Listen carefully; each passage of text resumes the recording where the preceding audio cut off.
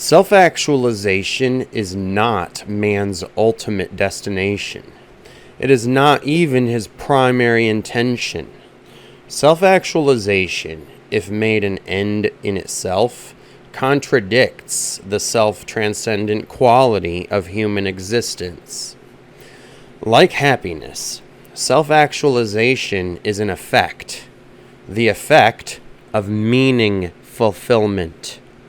Only to the extent to which man fulfills a meaning out there in the world does he fulfill himself. If he sets out to actualize himself rather than fulfill a meaning, self-actualization immediately loses its justification. Today we live in an age of crumbling and vanishing traditions. Thus, instead of new values being created by finding unique meanings, the reverse happens. Universal values are on the wane. This is why ever more people are caught in a feeling of aimlessness and emptiness, or, as I'm used to calling it, an existential vacuum. However, even if all universal values disappeared, life would remain meaningful, since the unique meanings remain untouched by the loss of traditions. To be sure, if man is to find meanings, even in an era without values, he has to be equipped with the full capacity of conscience. It therefore stands to reason that in an age such as ours, that is to say, an age of the existential vacuum, the foremost task of education, instead of being satisfied with transmitting traditions and knowledge, is to refine that capacity which allows man to find unique meanings. Today, education cannot afford to proceed along the lines of tradition, but must elicit the ability to make independent and authentic decisions. In an age in which the 10 Commandments seem to lose their unconditional validity, man must learn more than ever to listen to the 10,000 commandments arising from the 10,000 unique situations of which his life consists.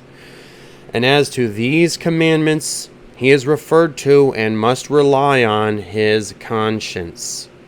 A lively and vivid conscience is also the only thing that enables man to resist the effects of the existential vacuum, namely conformism and totalitarianism.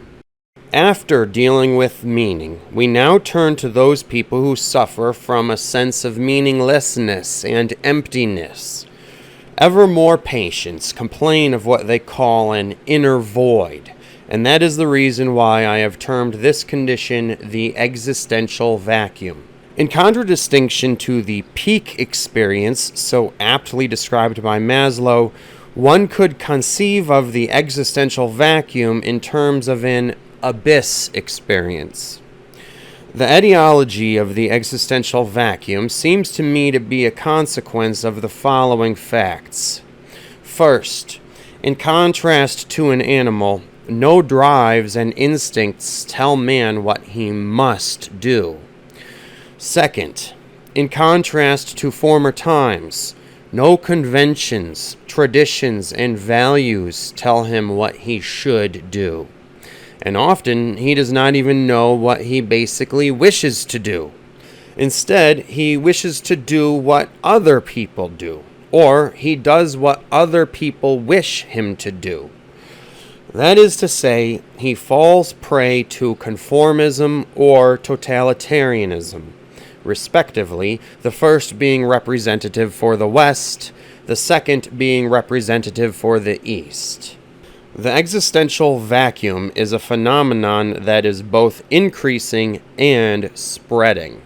This was all written by Viktor E Frankl, a psychiatrist, in his book The Will to Meaning, which was written over 50 years ago, and obviously is all even more true today.